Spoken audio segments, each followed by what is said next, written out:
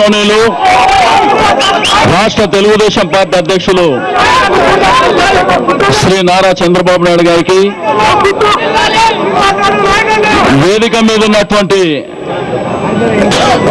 నాయకులకు, రాష్ట్ర నాయకులకు అందరికీ పేరు పేరున అభినందనలు తెలియజేస్తా ఉన్నాం. అదేవిధంగా ఈరోజు తెలుగుదేశం పార్టీలోకి తిరిగి వస్తున్నటువంటి గౌరవనీయులు దేవేంద్ర గౌడ్ గారికి, గౌరవనీయులు పెద్దిరెడ్డి గారికి, మరి వారితో పాటు వెంచేసినటువంటి మిగిలిన నాయకులకు అందరికీ, గౌరవ శాసనసభ్యులు, గౌరవ రాష్ట్ర ప్రముఖులకు, కార్యకర్తలకు, నాయకులకు దయచేసి అందరి పేర్లు క్షమించాలి, సమయం తక్కువ ఉంది కాబట్టి. మరి ఈరోజు ఈ కార్యక్రమం ద్వారా తెలుగుదేశం పార్టీని బలోపేతం చేయడానికి ఈ రాష్ట్రంలో ఉన్నటువంటి లక్షలాది మంది కార్యకర్తలకు, వేలాది మంది నాయకులకు 2014లో తెలుగుదేశం పార్టీ ప్రభంజనం ముందు తిరిగి మన నాయకులు శ్రీ నారా చంద్రబాబు నాయుడు గారు ముఖ్యమంత్రి అయ్యే వరకు అహర్నిశలు మనం అందరం కష్టపడి ముందుకెళ్దామని చెప్పి నేను ఈ సందర్భంగా తెలియజేస్తా ఉన్నాను. మరి తప్పకుండా అనేకమైనటువంటి ఒడిదుడుకులను ఎదుర్కొని ఈరోజు రాష్ట్రంలో ఉన్నటువంటి తెలుగుదేశం పార్టీ నాయకులు, కార్యకర్తలు మరి వారి యొక్క ఆస్తులు కానివ్వండి, వారి యొక్క ప్రాణాలను సైతం పణంగా పెట్టి పార్టీ కోసం శ్రమిస్తున్నటువంటి ప్రతి ఒక్కరికి మనస్ఫూర్తిగా అభినందనలు తెలియజేస్తూ, మరి ఈ రోజు చేరుతున్నటువంటి ప్రతి ఒక్కరికి పేరు పేరున అభినందనలు తెలియజేస్తూ సెలవు తీసుకున్నాం. Thank you. జై తెలుగుదేశం. గౌరవనీయులు గౌరవ పెద్దలు నారా చంద్రబాబు నాయుడు గారు మాట్లాడతారు.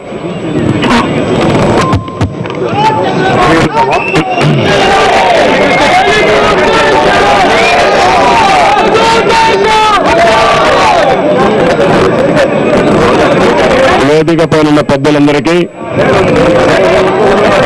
ముఖ్యంగా గౌరవ శాసనసభ్యులు ఉన్నారు, అదే మరి ముఖ్య నాయకులు ఉన్నారు.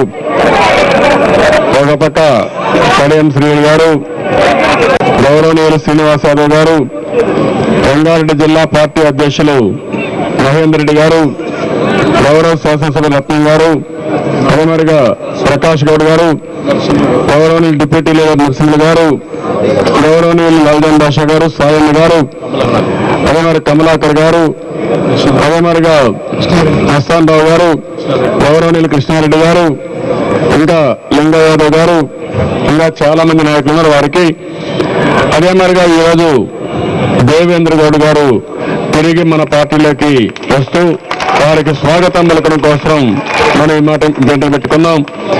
అదే మరి గౌరవనీయులు పెద్దిరెడ్డి గారు, గౌరవనీయులు నర్రా రవికుమార్ గారు, కట్టికం సత్యగౌడ్ గారు, స్వామినాథన్ గారు, అదే మరి గౌరవనీయులు శోభారాణి గారు, దాత్రిక్ విఠల్ గారు, టి జగ్గ యాదవ్ గారు, జె రాములు గారు, ఫహీం గారు, మలయాళ శ్రీనివాస్ గారు, ఎంఏ రహీం గారు, శ్రీనివాస్ గౌడ్ గారు, భట్టి భీముడు గారు, అదే మాదిరిగా సతీష్ మాదిక్ గారు, నాగారావు గారు, శంకర్ ముదిరాజు గారు, నారాయణ గారు, మూగా రామ్మోహన్ రావు గారు, పెంగళి జైపాల్ రెడ్డి గారు, ఎన్ తిరుపతిరావు గారు, నాగేంద్ర గౌడ్ గారు, పరమేశ్వర్ రెడ్డి గారు, యూసఫ్ బాబు గారు, కృష్ణ గారు, అదే వీరేశం యాదవ్ గారు, సాయిపేట శ్రీనివాస్ గారు, పి సారంగపాణి గారు, అదే మరిగా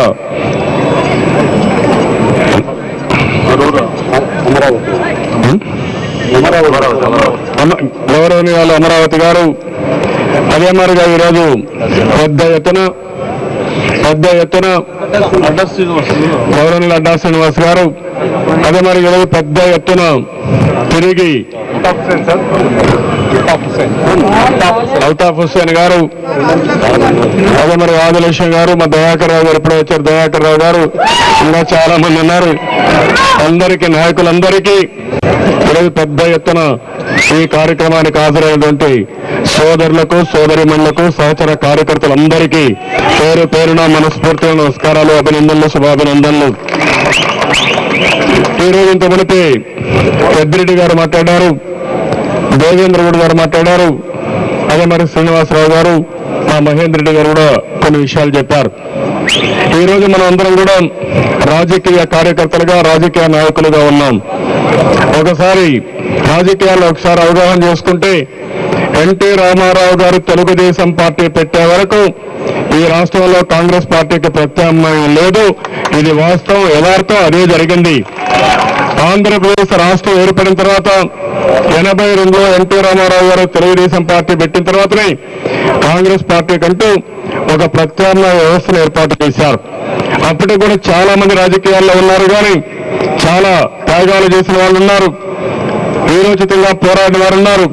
కానీ ప్రజల్లో మాత్రం ఒక్క ఎన్టీ రామారావు గారు వచ్చిన తర్వాతనే కాంగ్రెస్ పార్టీకి ప్రత్యామ్నాయం ఏర్పడింది. తర్వాత మీరు చూశారు, ఎన్టీ రామారావు గారు వచ్చినప్పుడు కాంగ్రెస్ పార్టీ ఏదో ఒక విధంగా ఎన్టీ రామారావు గారిని దెబ్బతీసి మళ్ళీ ఆ పార్టీని లేకుండా చేయాలని అన్ని విధాల ప్రయత్నం చేశారు. ఆ విధంగా ప్రయత్నం చేసినప్పుడు ఆ రోజు మీరు చూస్తే అసెంబ్లీలో మెజారిటీ సభ్యులు ఉన్నప్పటికీ కూడా కావాలని చెప్పి ఎన్టీ రామారావు గారిని బర్తరఫ్ చేసి ఆగస్టు సంక్షోభాన్ని సృష్టిస్తే తిరిగి రాష్ట్రంలో ఉండే ప్రజానీకం తెలుగుదేశం పార్టీని అధికారంలో తీసుకొచ్చింది. ఎన్నో త్యాగాలు చేసింది. ఇక్కడుండే కార్యకర్తలు చేశారు, రాష్ట్రం మొత్తం నాయకులు, కార్యకర్తలు త్యాగాలు చేశారు, ప్రాణ త్యాగాలు కూడా చేశారు. అక్కడి నుంచి మీరు చూస్తే ఒక తెలుగుదేశం పార్టీ ఒక ప్రాంతీయ పార్టీ కాదు, జాతీయ స్థాయిలో 84లో ప్రధాన ప్రతిపక్షంగా తెలుగుదేశం పార్టీ ఆ రోజు పార్లమెంట్ లో వ్యవహరించింది. ఇంకో పక్కన చూస్తే నేషనల్ ఫ్రంట్ పెట్టి అన్ని రాజకీయ పార్టీలు ఒకే త్రాటిపైకి తీసుకొచ్చి ఎన్టీ రామారావు గారి దేశంలో కాంగ్రెస్ పార్టీకి ఒక ప్రత్యామ్నాయ వ్యవస్థను ఇచ్చింది ఆనాటి తెలుగుదేశం పార్టీ, మన నాయకుడు ఎన్టీ రామారావు గారు అని చెప్పి కూడా నేను మీకు తెలియజేసుకుంటున్నాను. ఆ విధంగా మనం చూసినప్పుడు అదే కాదు, ఎన్నో విధాలుగా కాంగ్రెస్ వాళ్ళు ప్రయత్నం చేశారు. అనేక సార్లు మన పార్టీలో గెలిచిన వ్యక్తుల్ని ప్రలోభ పెట్టి డబ్బులు కానీ పదవులు ఆశ చూపించి అనేక సార్లు లాక్కున్నారు. అయినా కూడా ఎవరన్నా పోతే వాళ్ళు చరిత్ర విలువగా ఆ రోజు మిగిలిపోయారు తప్ప మన పార్టీకి ఎప్పుడు నష్టం రాలేదు. ఆ విధంగా మనం ముందుకు పోగలిగాం. అయితే కొన్ని కారణాలు మనం ముందు చూసినప్పుడు మీరు పివి నరసింహరావు గారు ప్రధానమంత్రి అయినప్పుడు చూశారు.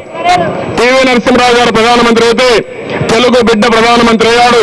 మనం పోటీ పెట్టకూడదని నంద్యాలలో యునానిమస్ గా పివి నరసింహరావు గారికి ఆ రోజు వదిలిపెడితే అదే పివి నరసింహరావు గారు 11 మందో 13 మంది ఎంపీలుంటే 6 మందిలో 7 మంది ఎంపీల్ని లాలూచిపెట్టి తీసుకున్నారు.